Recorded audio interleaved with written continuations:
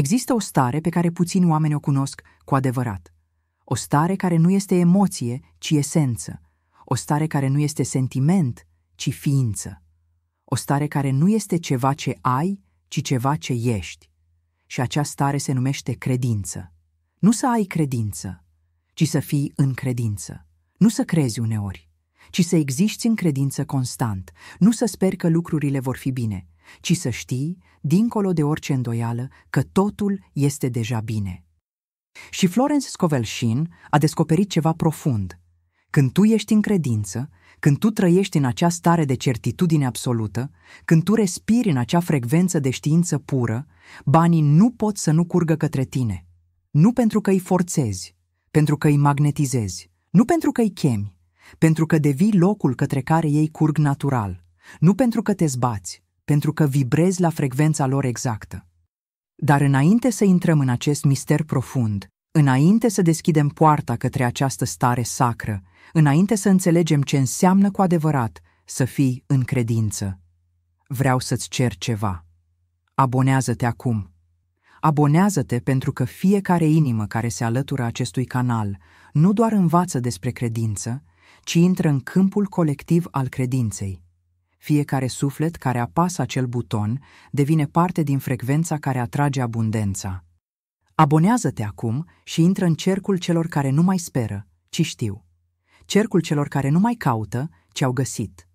Cercul celor care sunt în credință și văd cum banii încep să curgă. Acum respiră cu mine.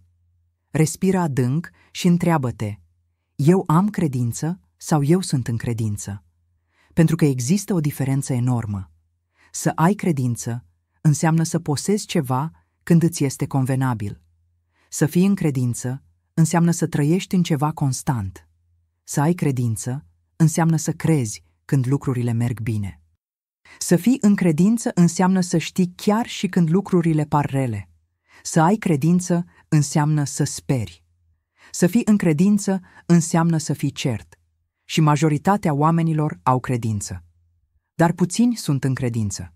Majoritatea cred când văd dovezi. Dar puțini știu înainte de dovezi.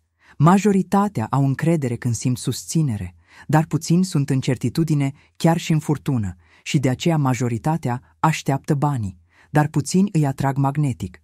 Majoritatea se roagă pentru bani. Dar puțini sunt frecvența banilor. Florence a văzut acest adevăr într-o viziune.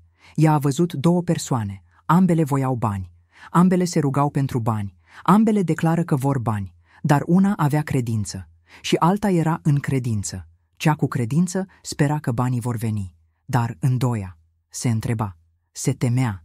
Credința ei era un obiect pe care îl ridica și îl cobora. O putea, o activa când era inspirată, o dezactiva când era descurajată. Era ceva exterior ei, ceva pe care îl folosea, ceva pe care îl avea sau nu avea. Dar cea care era în credință era altfel.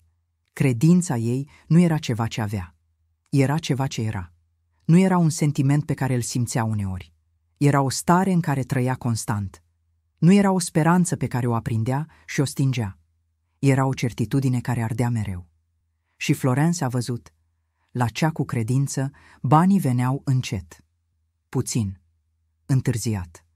Dar la cea care era în credință, banii curgeau rapid, mult, constant, pentru că credința ca obiect atrage puțin. Dar credința ca stare magnetizează abundent. Bani. Eu vorbesc cu voi acum dintr-o stare nouă. Nu mai am credință în voi. Eu sunt în credință cu voi. Nu mai cred uneori că veniți. Eu știu constant că veniți. Nu mai sper când sunt inspirat. Eu sunt cert chiar și când sunt provocat. Pentru că am înțeles, voi nu răspundeți la credința mea ca obiect. Voi răspundeți la credința mea ca stare.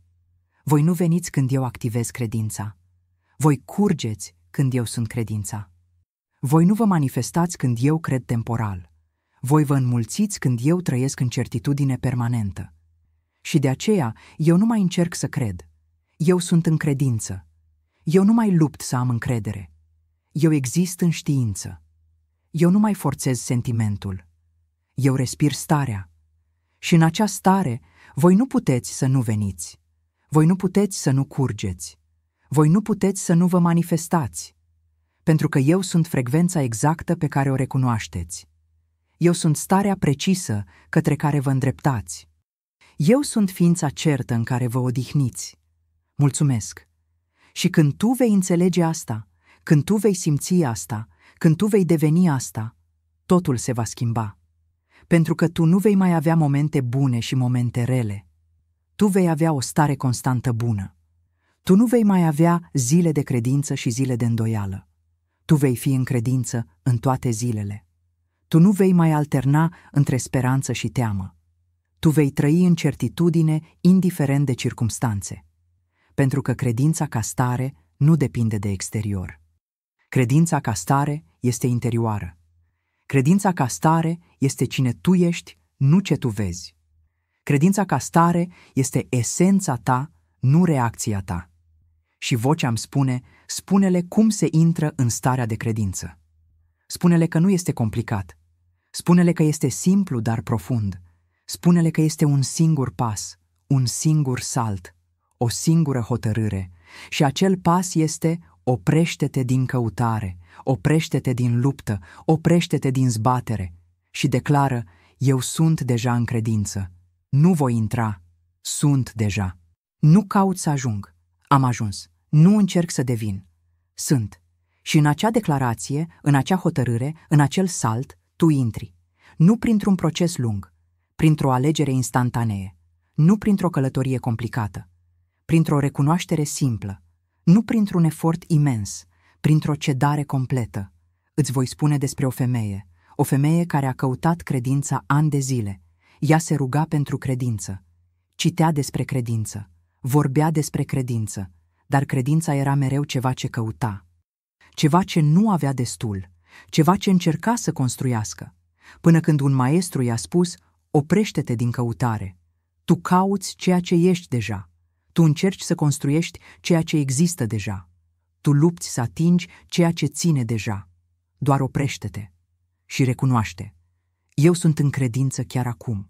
Femeia a râs: dar cum pot să spun asta când mă simt plină de îndoială? Și maestrul a spus: sentimentul nu este starea, emoția nu este esența. Tu te simți îndoielnică pentru că te identifici cu mintea. Dar dincolo de minte, în esența ta, tu ești credință, întotdeauna ai fost, doar declară-o. Și ea a încercat.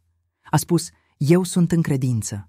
Și a simțit ceva ciudat, o liniște, o certitudine, o pace care nu depindea de ce simțea mintea. Și a înțeles: credința nu este în minte, credința este în esență. Și când eu declar esența, mintea se aliniază. Când eu afirm starea, emoția urmează. Când eu sunt în credință prin declarație, simt credința prin experiență. Aceasta este calea. Calea simplă, dar profundă. Tu nu construiești credința. Tu o declari. Tu nu atingi starea. Tu o recunoști. Tu nu devii în credință. Tu ești în credință și apoi o realizezi. Pentru că credința nu este destinație. Credința este origine. Credința nu este unde ajungi. Credința este de unde pleci. Credința nu este ceva ce câștigi.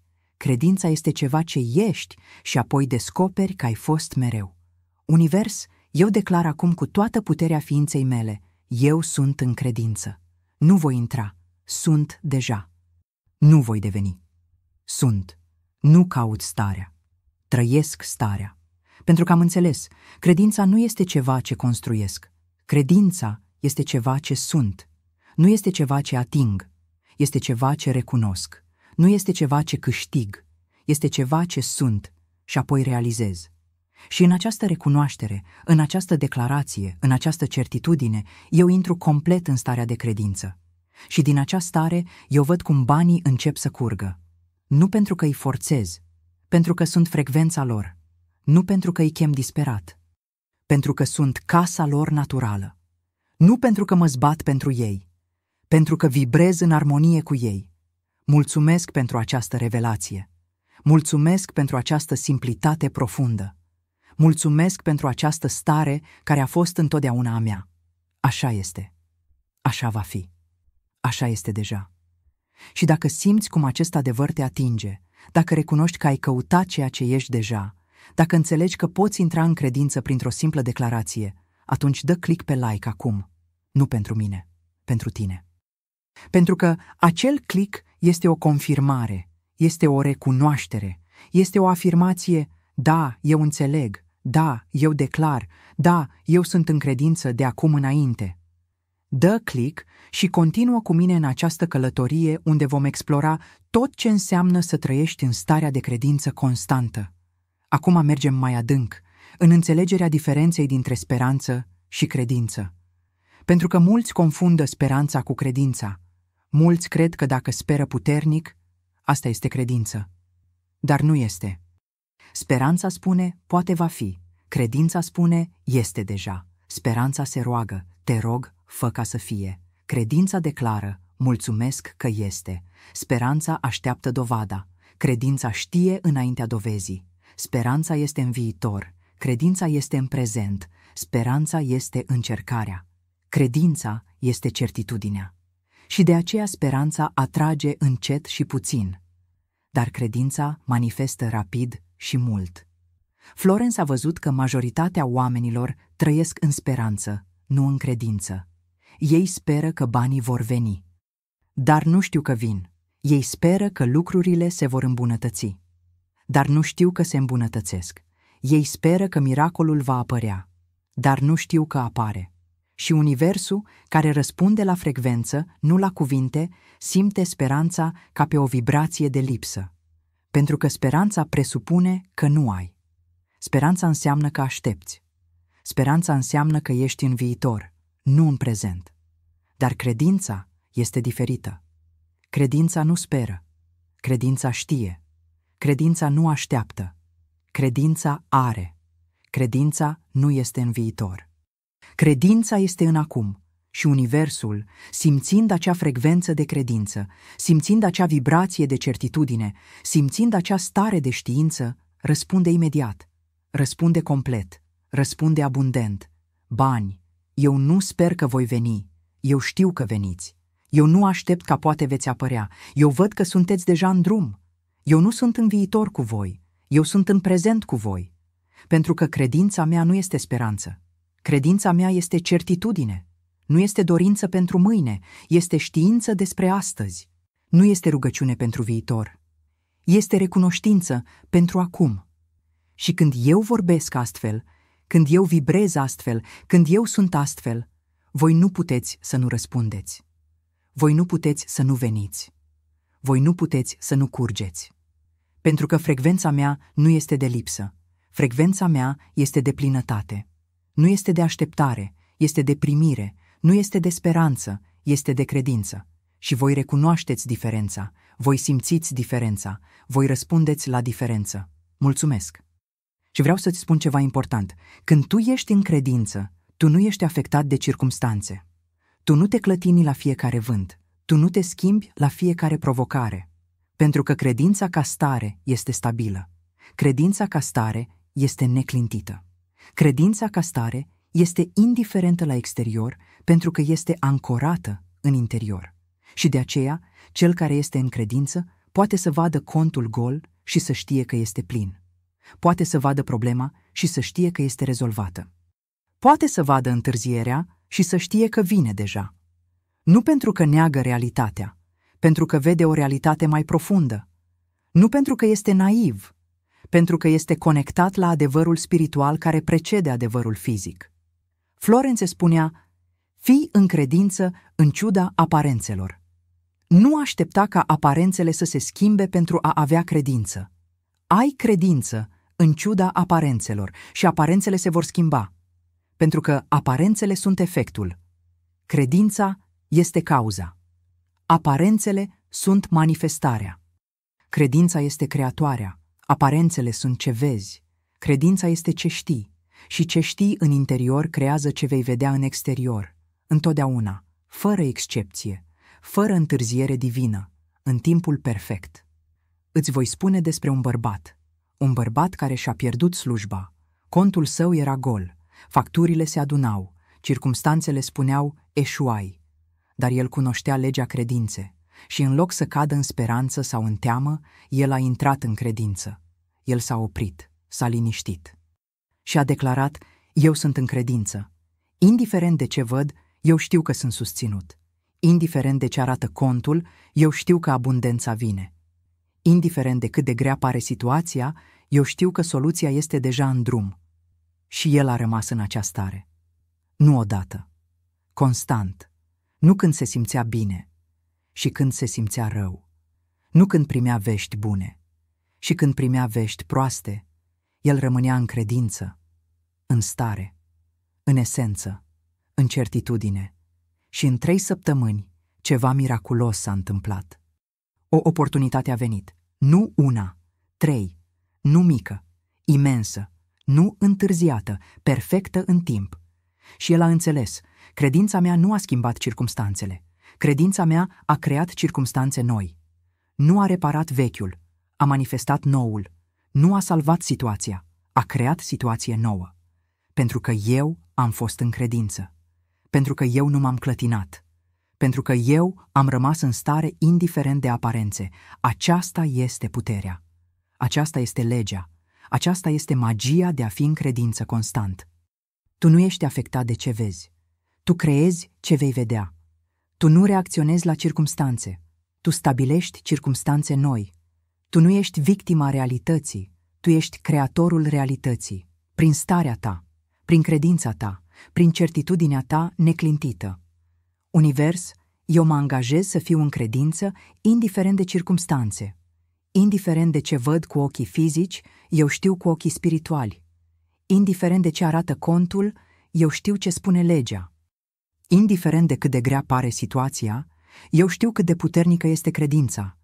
Pentru că eu am înțeles, circumstanțele sunt temporare, dar starea mea este permanentă. Aparențele sunt schimbătoare, dar credința mea este neclintită. Exterior fluctuează, dar interior este stabil. Și interiorului meu stabil îi va urma un exterior aliniat. Prezentului meu cert îi va urma un viitor manifestat. Credinței mele de acum îi va urma realitatea de apoi. Este lege, este certitudine, este adevăr. Mulțumesc! Și dacă tot ce am spus până acum te-a atins, dacă simți că vrei să trăiești în starea de credință constantă, dacă înțelegi că aceasta este calea către bani care curg, atunci scrie în comentarii acum. Scrie: eu sunt în credință. Scrie: starea mea creează realitatea mea. Scrie orice declarație care îți arde în suflet, pentru că acel comentariu este mai mult decât text. Este un angajament, este o proclamare, este o intrare oficială în starea de credință din care banii încep să curgă. Scrie acum. Acum mergem în următorul nivel, în înțelegerea că a fi în credință înseamnă a fi în prezent. Pentru că credința trăiește doar în prezent. Credința nu există în trecut. Credința nu există în viitor. Credința există acum. Și de aceea, când tu ești în credință, tu ești complet prezent. Tu nu te gândești la ce a fost. Tu nu te îngrijorezi de ce va fi. Tu ești complet aici, complet acum, complet în acest moment. Și în acel prezent total, în acea ființă completă, în acel acum pur, tu ești frecvența credinței. Tu ești starea manifestării. Tu ești puterea creării. Florence a descoperit că oamenii care nu manifestă sunt oamenii care nu sunt prezenți. Ei sunt cu mintea în trecut, regretând, sau cu mintea în viitor, îngrijorându-se. Dar ei nu sunt niciodată aici, nu sunt niciodată acum, nu sunt niciodată prezenți. Și pentru că nu sunt prezenți, ei nu pot fi în credință, pentru că credința este un prezent, pentru că certitudinea este un acum, pentru că știința este un aici. Și când tu lipsești din prezent, tu lipsești din credință. Când tu lipsești din acum, tu lipsești din manifestare. Când tu lipsești din aici, tu lipsești din creare. Deci cum intri în prezent? Cum devii aici? Cum ești acum? Prin respirație, prin simplitate, prin atenție. Tu respiri adânc și simți respirația. Tu simți corpul și devii prezent în corp. Tu asculți tăcerea și intri în acum. Tu nu gândești despre trecut. Tu nu proiectezi în viitor. Tu ești complet aici, complet acum, complet în acest moment exact. Și în acel moment, tu ești în credință. Nu pentru că ai făcut ceva complicat, pentru că ai fost complet simplu, nu pentru că ai gândit mult, pentru că ai oprit gândirea și ai fost. Nu pentru că ai căutat credința, pentru că ai fost prezent și credința te-a găsit. Bani, eu vorbesc cu voi din prezent. Nu din trecut unde am avut lipsă, nu din viitor unde sper să am, din acum unde știu că am.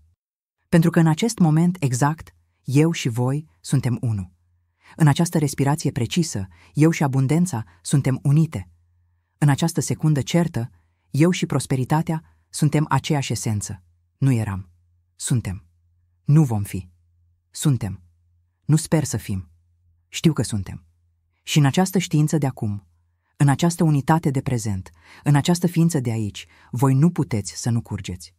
Voi nu puteți să nu veniți. Voi nu puteți să nu vă manifestați. Pentru că eu sunt unde sunteți voi, în prezent, în acum, în certitudine. Mulțumesc. Și când tu vei începe să practici prezența, când tu vei începe să fii aici constant, când tu vei începe să trăiești în acum perpetu, vei observa ceva miraculos. Îndoiala dispare. Pentru că îndoiala trăiește în viitor, regretul dispare. Pentru că regretul trăiește în trecut, teama dispare. Pentru că teama este proiecție. Și ce rămâne? Credința, pură, simplă, certă. Pentru că credința este singurul lucru care este real în prezent. Pentru că certitudinea este singura stare autentică în acum. Pentru că știința este singura frecvență valabilă în aici. Florence spunea, prezentul este poarta către putere. Și credința este cheia acelei porți. Când tu ești prezent, tu poți fi în credință. Când tu ești în acum, tu ești în certitudine. Când tu ești aici, tu ești în manifestare. Nu este complicat, este simplu. Nu este distant, este imediat. Nu este greu, este natural. Doar fi aici, doar fi acum, doar fi prezent. Și credința va fi. Și banii vor curge, și abundența se va manifesta. Îți voi spune despre o femeie care a descoperit asta. Ea încerca să aibă credință, dar cu cât încerca mai mult, cu atât îi era mai greu, pentru că ea era cu mintea mereu în viitor. Ce va fi? Cum va veni? Când se va întâmpla? Și în acel viitor nu putea găsi credința, până când un maestru i-a spus, oprește-te din viitor, vino în prezent. Și ea a întrebat, dar cum voi ști că vine dacă nu mă gândesc la viitor? Și maestrul a zis, în viitor tu nu știi, tu speri, dar în prezent tu poți ști, pentru că în prezent totul este deja. Și ea a încercat, a oprit gândirea despre viitor, a venit complet în acum, a simțit respirația, a simțit corpul, a simțit prezența și dintr-o dată a simțit ceva, o certitudine, o știință, o credință care nu depindea de viitor pentru că era în prezent. Și a înțeles, credința nu este despre ce va fi. Credința este despre ce este deja, nu despre mâine, despre acum, nu despre când, despre deja. Și când ea a rămas în acel prezent, în acel acum, în acel deja, banii au început să curgă, nu în viitor, în prezent, nu peste timp, acum, nu când ea se aștepta, când ea era. Aceasta este revelația, aceasta este cheia, aceasta este secretul.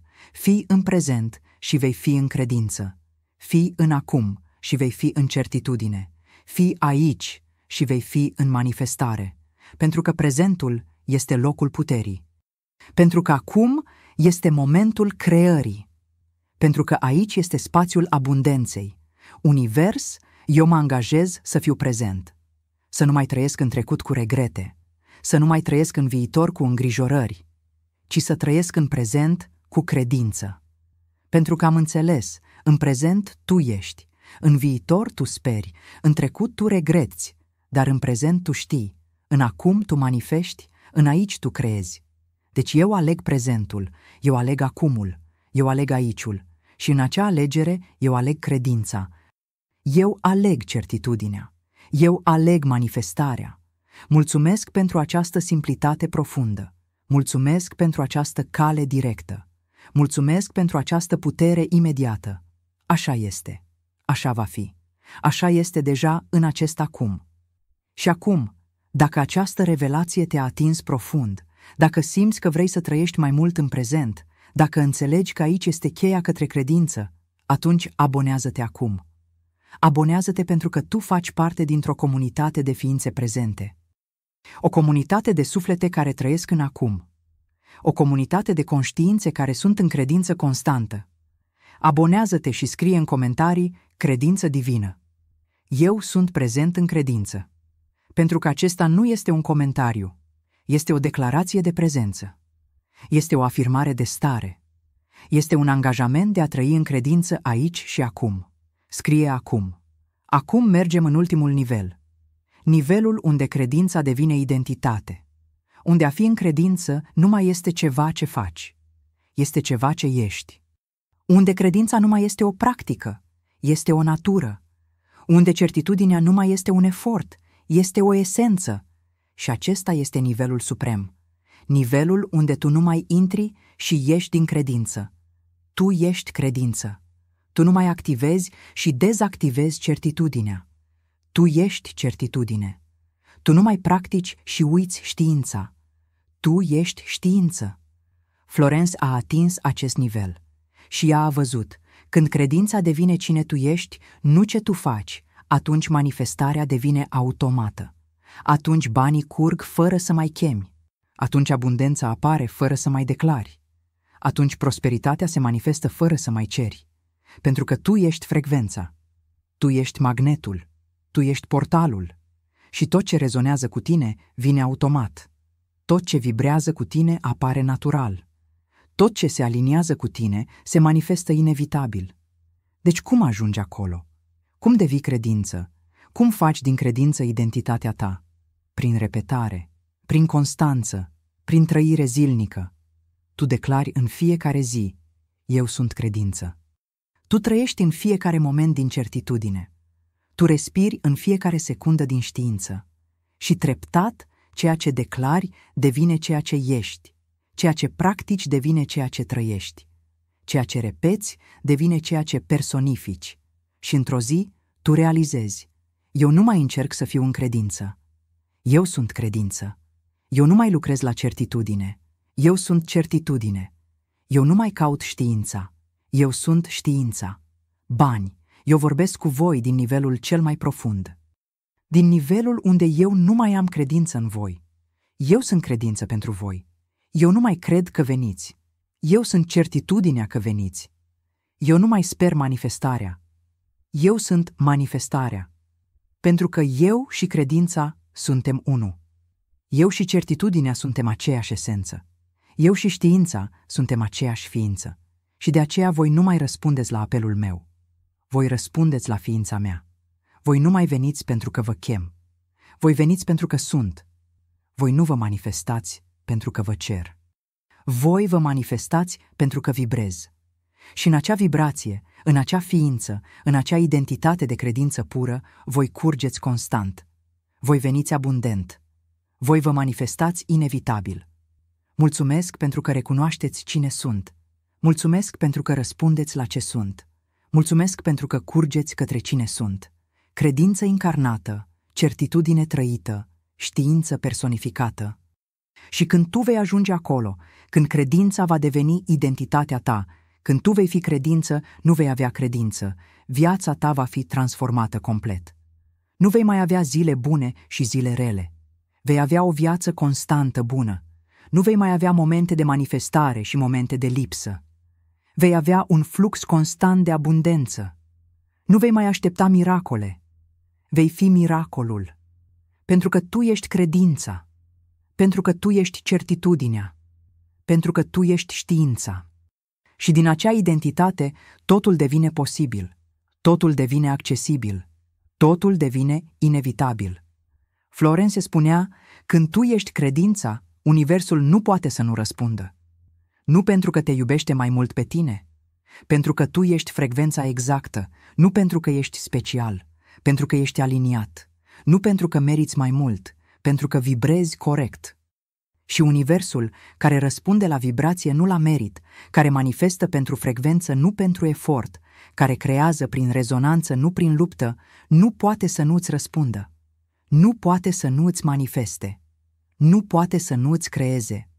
Îți voi spune ultima poveste. Un bărbat care a trăit această transformare completă. El a început practicând credința.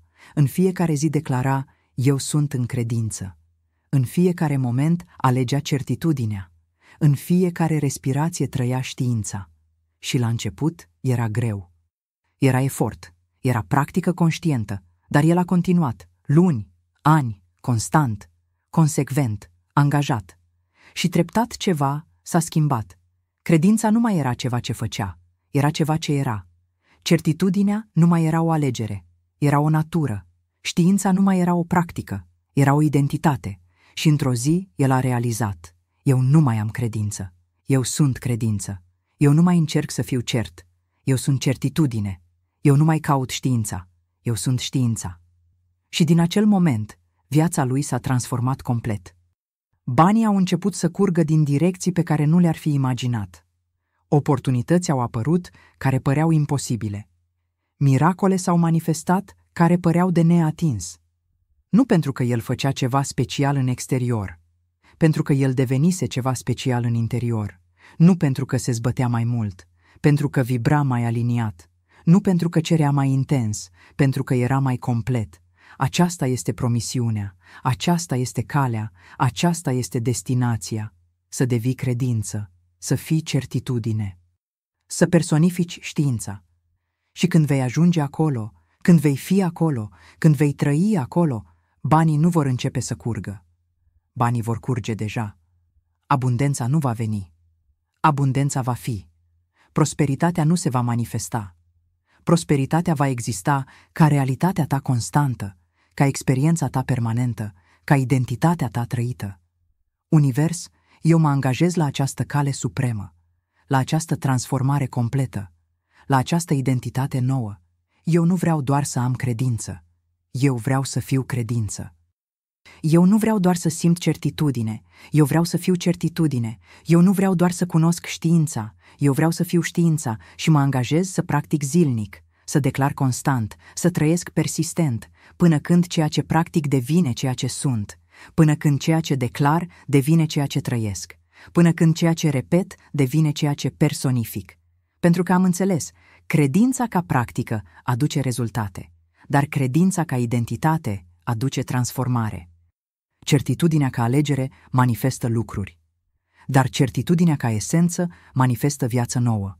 Știința ca gând creează experiențe, dar știința ca ființă creează realitate nouă.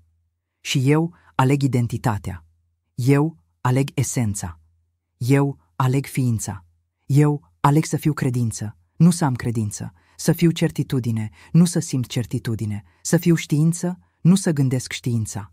Mulțumesc pentru această cale. Mulțumesc pentru această transformare. Mulțumesc pentru această identitate care mă așteaptă să o recunosc, să o declar, să o devin. Așa este, așa va fi, așa sunt deja în procesul de devenire completă.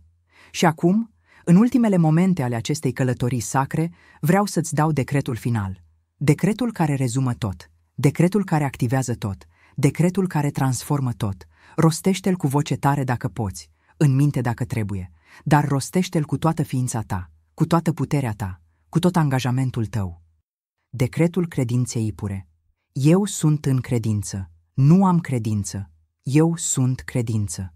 Nu cred uneori, eu sunt certitudine constantă, nu sper în viitor, eu știu în prezent, eu sunt în starea de credință completă, eu sunt în frecvența de certitudine pură, eu sunt în vibrația de știință absolută. Și din această stare, eu declar, banii curg către mine acum. Abundența se manifestă pentru mine acum. Prosperitatea este realitatea mea acum. Nu va fi. Este. Nu vine. Este deja aici. Nu se manifestă. Este deja manifestată în spiritual și se materializează în fizic. Eu sunt credință. Eu sunt certitudine. Eu sunt știință. Și banii răspund la cine sunt. Abundența recunoaște ce sunt. Prosperitatea se aliniază cu cum sunt. Eu sunt în credință. Și banii încep să curgă. Nu pentru că îi forțez, pentru că îi magnetizez. Nu pentru că îi cer, pentru că îi atrag. Nu pentru că mă zbat, pentru că vibrez. Mulțumesc, univers, pentru această stare. Mulțumesc, viață, pentru această identitate. Mulțumesc, Divin, pentru această transformare. Eu sunt credință, eu sunt certitudine, eu sunt știință. Și din ceea ce sunt, primesc tot ce mi-aparține. Așa este, așa va fi, așa este deja. Amin. Respiră acest decret, simte acest decret, fii acest decret. Pentru că el nu este teoria, este adevărul tău. El nu este speranța, este identitatea ta. El nu este dorința, este esența ta. Și când tu vei rosti acest decret în fiecare zi, când tu vei trăi acest decret în fiecare moment, când tu vei fi acest decret în fiecare respirație, credința va deveni cine ești, certitudinea va deveni natura ta, știința va deveni viața ta și banii vor începe să curgă. Nu încet, rapid, nu puțin, mult, nu întârziat.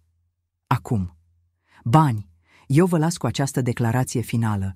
Eu sunt credință pentru voi. Eu sunt certitudine cu voi. Eu sunt știință despre voi. Nu mai am îndoială, nu mai am teamă, nu mai am ezitare. Eu sunt în starea completă de credință. Și din acea stare voi curgeți, voi veniți, voi vă manifestați, pentru totdeauna, constant, abundant, mulțumesc. Și Florence, din lumea ei de lumină infinită, surâde. Pentru că ea vede cum tu ai înțeles, ea vede cum tu ai intrat, ea vede cum tu devii. Și ea îți șoptește, prin toate dimensiunile, prin toate frecvențele, copilul meu, tu ai descoperit secretul suprem. Secretul nu este să cauți credința. Secretul este să fii credința. Secretul nu este să ai certitudine. Secretul este să fii certitudine. Secretul nu este să găsești știința. Secretul este să fii știința. Pentru că ceea ce ești atrage ce îți aparține. Pentru că cine ești manifestă ce rezonează cu tine. Pentru că în ce stare ești determină ce experiență trăiești.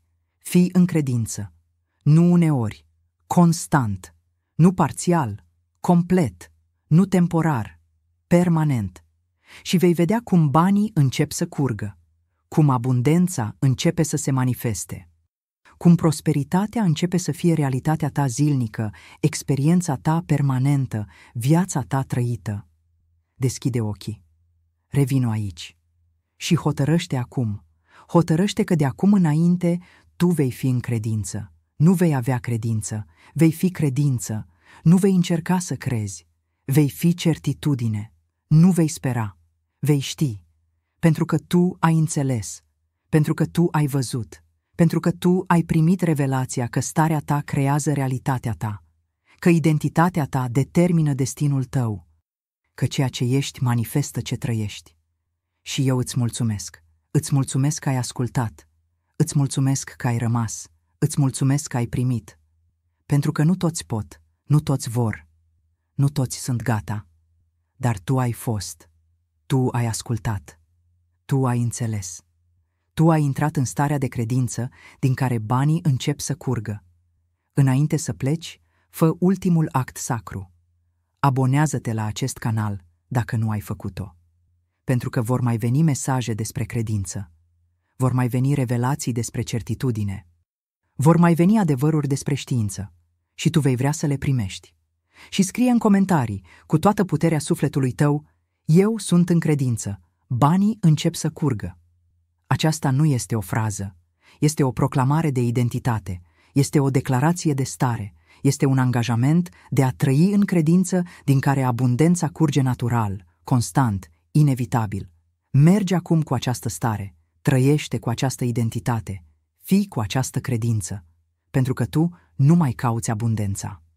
Tu ești frecvența abundenței, tu nu mai alergi după bani, tu ești magnetul banilor, tu nu mai te zbați pentru prosperitate, tu ești credința din care prosperitatea curge. Fii în credință și vei vedea, vei simți, vei trăi, banii vor începe să curgă, acum, constant, abundant, pentru că tu ești în credință, pentru că tu ești certitudine, pentru că tu ești știință. Și din ceea ce ești, primești tot ce îți aparține prin drept divin, prin lege spirituală, prin credință trăită. Amin. Așa este. Așa va fi pentru totdeauna. Așa este chiar acum în starea ta de credință din care totul curge.